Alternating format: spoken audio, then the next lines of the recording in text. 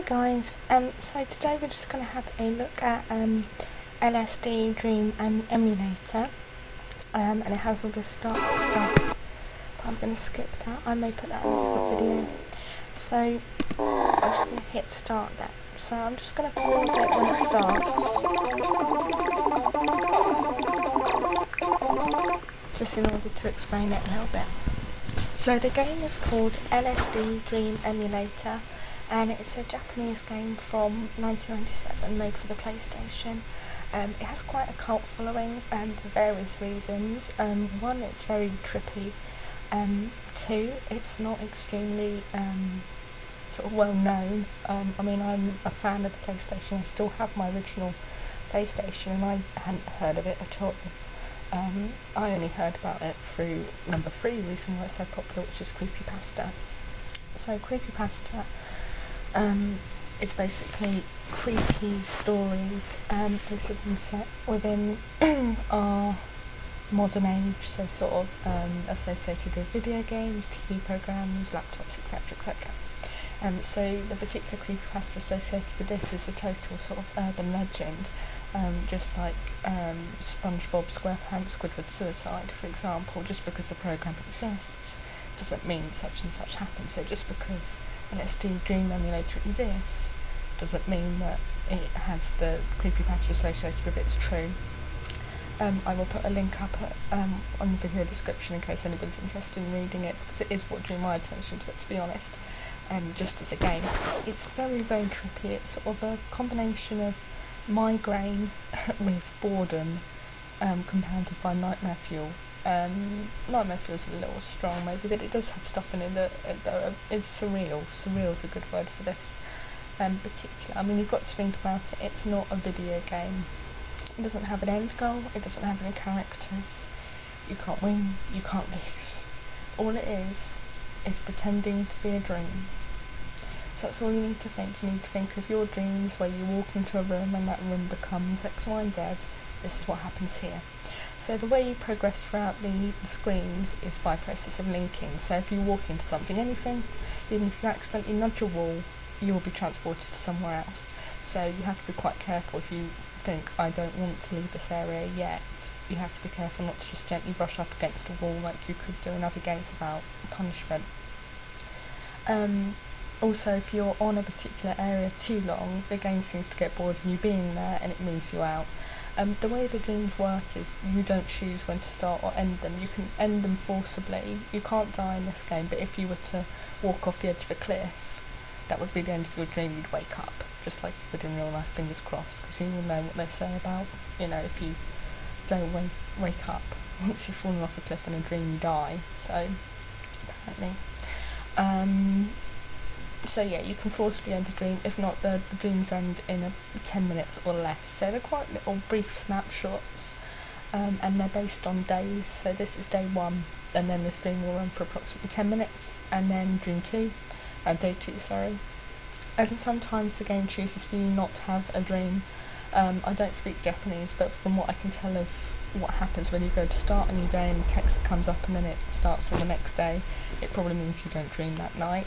So yeah, just don't concentrate too much on winning, losing, anything like that. And the music's a little bit weird. Okay. And for some strange reason it does the stairs on this start level automatically. So I'm not doing that, or the controller's doing that. I don't know why. Sorry if the game volume's a little bit loud, I'm still getting used to the volumes. Okay, so this is the house where you always start. It's a traditional Japanese house. Bird cages. Now, it is important to note, even at this start, that if you were walking into the bird cages, for example, you wouldn't necessarily be transported into somewhere that has anything to do with birds. So it's not like if you see something, if you walk into it, you're going to have a dream play that's associated with that particular thing. Just like any other dream, it has nothing to do with it. I think you're pretty safe from the sort of more trippy nightmare fuel effects if you just think this is sort of a dream. There's the TV there. because it can scare you is a bit strong, but it can sort of stick with you if you try and think about it and associate it with the real world. If you relax a little bit and think, oh, we all have weird dreams sometimes, that changes. Should we go here? Move the screen up and down using some controls here. That's the position of his bed. Oh, someone's breathing there. It's a bit creepy.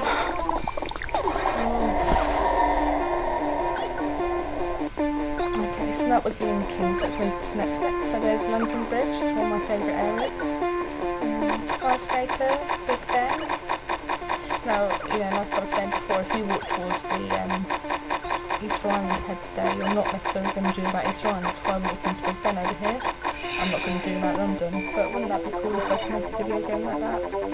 I'll be honest, I would buy this on a more modern format now if I could. With like the dreams being a bit less random, so if you walked into something you would dream about it. But I guess the randomness is quite a good point of it. So I've been here before, and sometimes a scary thing happens here and sometimes it doesn't. Sometimes a car crashes into the water, comes out of nowhere and crashes into the water. Sometimes there's a woman who's hung herself from a lamppost around here. I'll be honest, the creepypasta isn't true, but it doesn't mean this game is not disturbing in its own way. Like with the car driving into a lake, which sometimes happens, and the grey man does appear. He appears, walks towards you for a couple of steps, then disappears. If you walk towards him, he'll disappear quicker. I don't know, obviously I've not played this game for long enough to tell you if there's a sort of conclusion with him. Oh, so that's nice. I'm trying to show you guys the best bits of this video. And there's a dead guy. Oh, I didn't mean to walk on him, but I just got transported. It's fine. But I always do that with the water. I mean, the water doesn't present any harm just because it's splashing. It's not, if you walk in it you won't die or be electrocuted or anything like that. It's just disorientating. So, okay, so this is quite confusing. So you've got up or down or dynamic, static. So I'm sort of heading towards the downer, which obviously makes sense when I saw a dead guy. And that was the end of my dream. They can be up to 10 minutes, so it's a little bit shorter. This program recorded for 15 minutes, so I'm going to try and do another one, and if I get interrupted then I will publish this and then continue. And it has these real life cut screens as well, which is part of the reason why I continue thinking that creepypasta is true,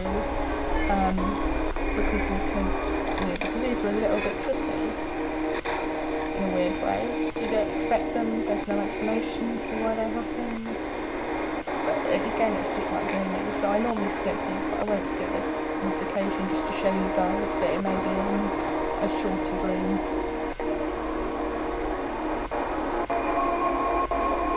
And also I think if you remember this is Japanese, and if you remember the sort of more obscure programs come out there in their urban legends and things like that, then it's getting sense. And I'm not saying obviously Japanese culture is fully based on surreal, obscure things, because obviously it's not.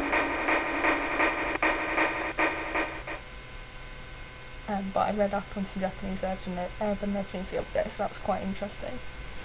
And not that I didn't know existed.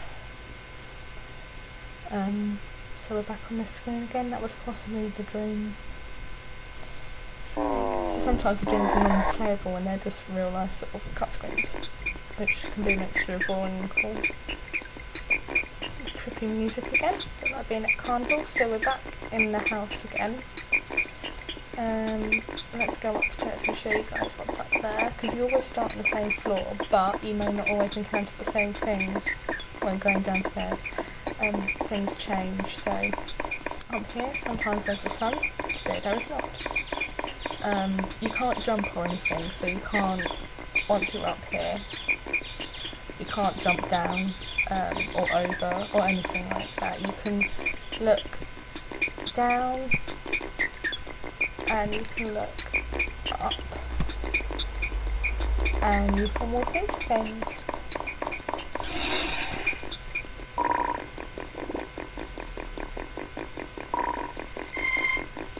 I do think the nature of the dream you have, so up or down, etc., etc., does depend on what you view. So if you, from that level, view something neutral,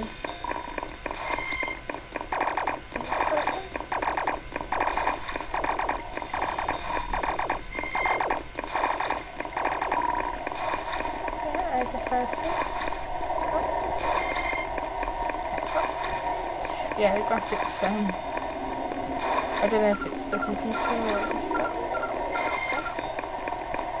or something else, but it could just be deliberately trippy like that. It's really hard to tell with this game. I'm sorry about the flashing, it's very disorientating. So it's really hard to tell whether that's a deliberate thing or whether it's just poor graphics. I can't really tell. But either way, he's sort of there and sort of not. So yeah, I think the nature of the dream you have, whether it's an up or down or neutral or whatever, it depends on what you view from that house. So obviously the time that we saw the man on the road was when I decided to explore the traditional Japanese bed that seemed to have someone breathing in it, which is a little bit creepy. So I think maybe if you start by looking at something a little bit creepy, you'll end up in a dream that's a little bit creepy. Whereas if you look at something neutral, you end up in a more neutral dream. And obviously from a neutral dream you can start looking at creepy things. I sort of wish it had a sort of goal, because you can get bored after a while. And you can be a little bit wary of walking around, not because of what you may see, but simply because the dream will eventually get bored and push you away if you've decided I'm going to head towards that interesting building and the dream ends. It's really annoying, but it is like a real dream. That's what happens in real dreams. So see if we could walk up and get anything from him. Okay, so I'm nearing the end of my recording.